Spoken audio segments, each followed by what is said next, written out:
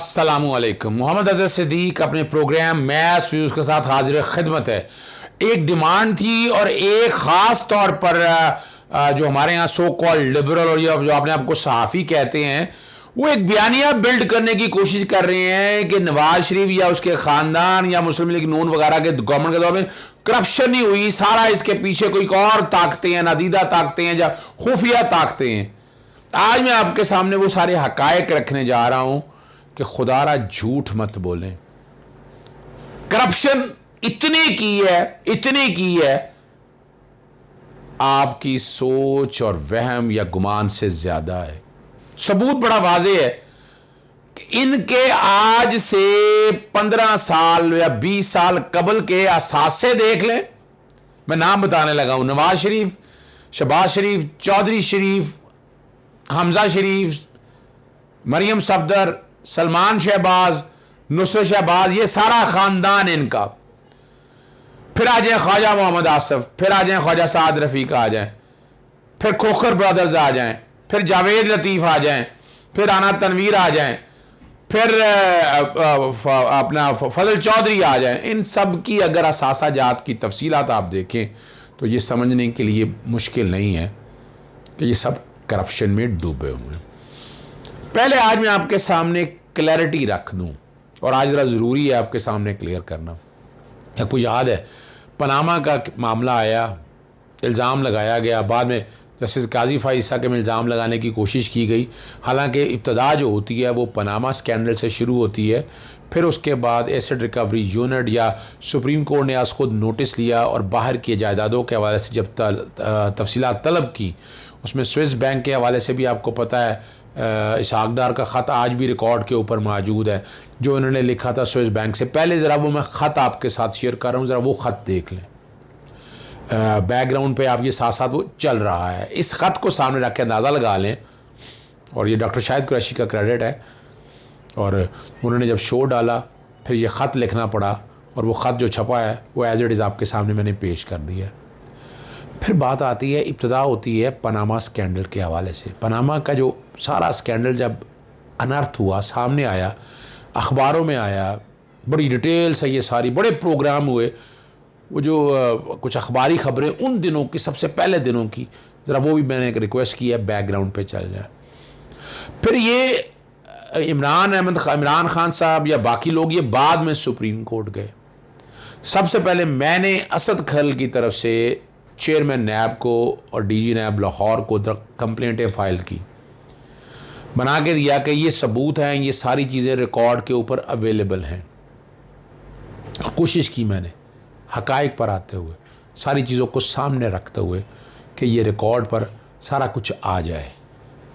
फिर मैंने यहाँ पिटीशन दायर की लाहौर हाई कोर्ट, आज भी वो पिटीशन पेंडिंग है, अभी पनामा सुप्रीम कोर्ट में नहीं शुरू हुआ, या लाहौर हाई कोर्ट में नैब की इंक्वायरी और इन्वेस्टिगेशन के हवाले से जब मैंने लिखा वो ख़त है। मैं कोशिश करूंगा कि वो ख़त बैकग्राउंड पे चल सकें। वो जो पिटीशन दायर की, पिटीशन पे जब आया डिवीजन बेंच ने फुल बेंच बनाने का कहा गया, वो भी रिकॉर्ड मेरे पास ऑर्डर अगर अवेलेबल हुए तो मैं शेयर करूंगा, नहीं तो फिर किसी और प्रोग्राम के अंदर मैं आपको साथ शेयर कर दूंगा।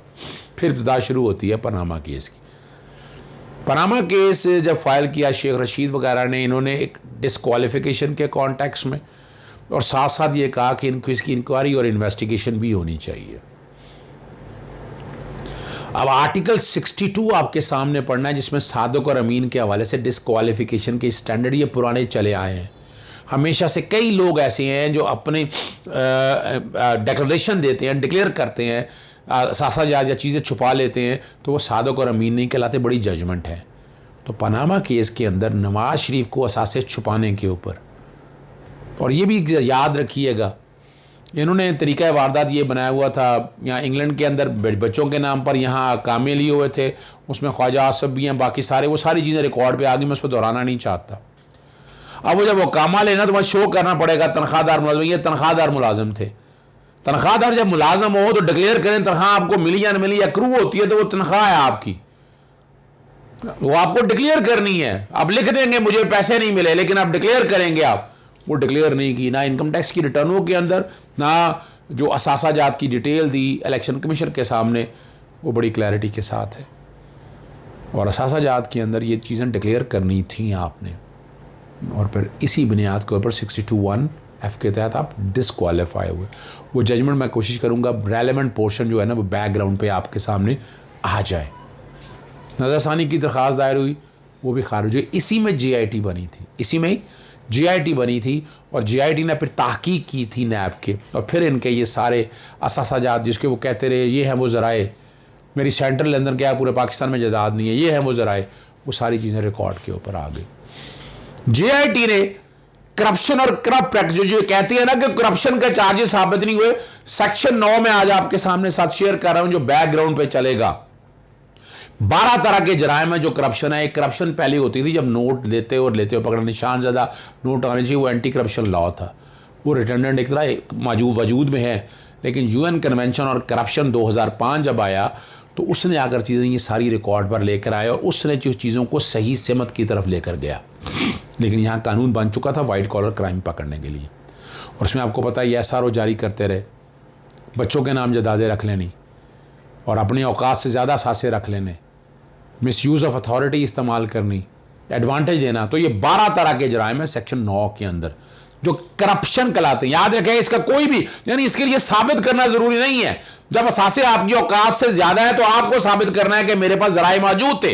तो ये पैसा ये कहलाएगा करप्शन से पाया हुआ पैसा, यानी ये करप्शन किसी प्रोजेक्ट में साबित करना जरूरी नहीं है, ये याद रखिएगा, ये जरूरी है। और ये पूरी दुनिया के अंदर कवानीन राइज हैं, इसमें क्लैरिटी है, इसमें कोई डाउट नहीं है। तो ये आपके सामने आज ये रखना है, इसीलिए मैं आपके सामने रख रहा हूं।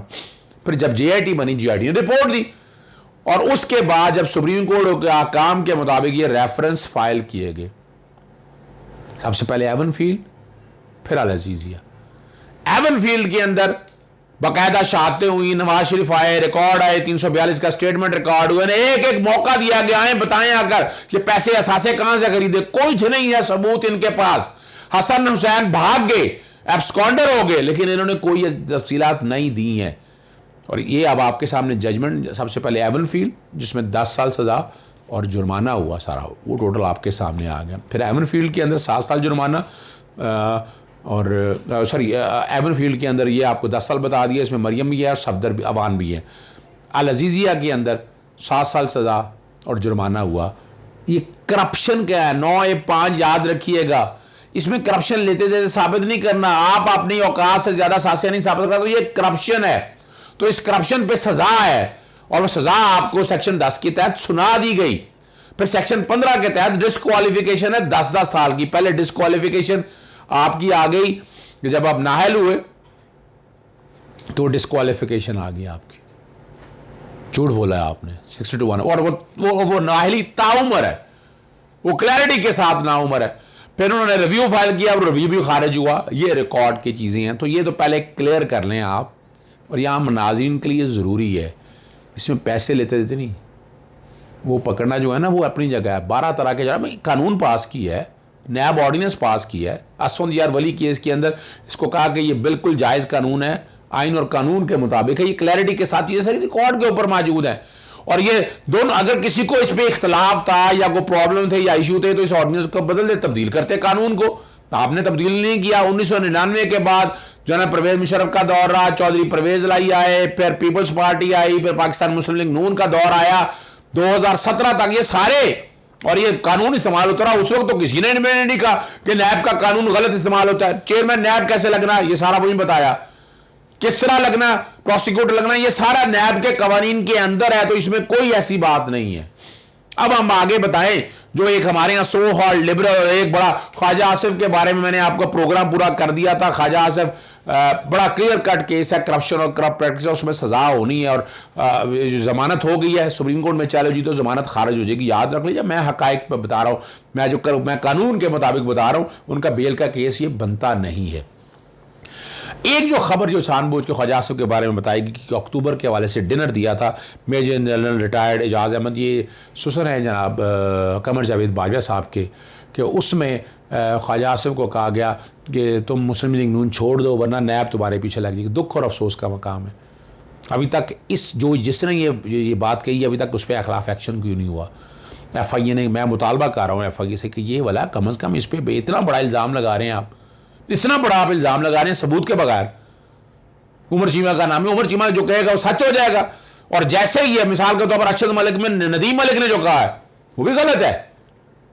वो भाई बात ये करें यानी क्या करें, सबूत है, नदीम मलिक साहब आप बता दें, चैलेंज ले लें, आप बता दें, आप कोई बता दें आकर, बिकॉज आपके पास नहीं है सबूत, तो करप्शन और करप्ट प्रैक्टिसेस है।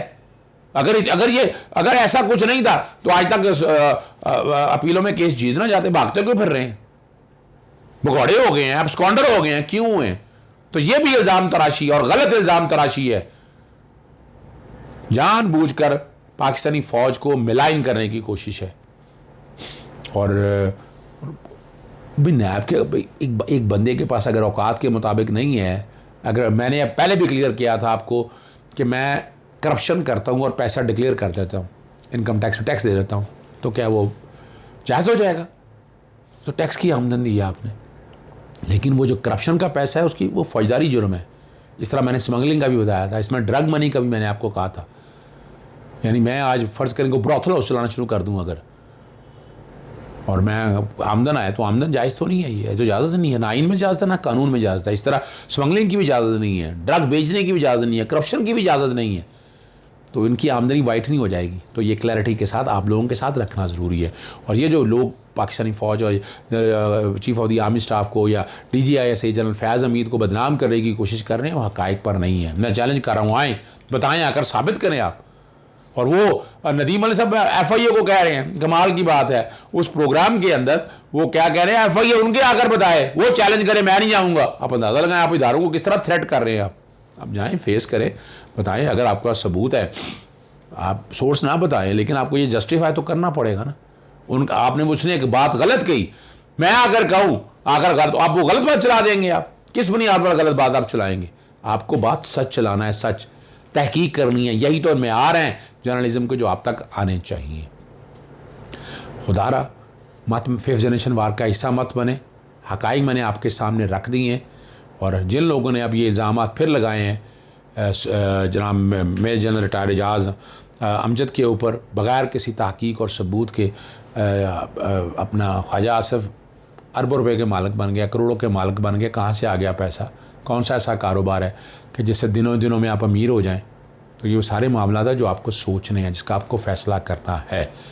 हमारा काम आप तक हक़ाइक़ रखना, हक़ाइक़ मैंने रख दिए आप तक। कोई और बात हो, सजेशन हो, ज़रूर पूछिएगा, कोशिश करूँगा जवाब दे सकूँ। इजाज़त दीजिएगा, अस्सलाम वालेकुम, अल्लाह हाफ़िज़।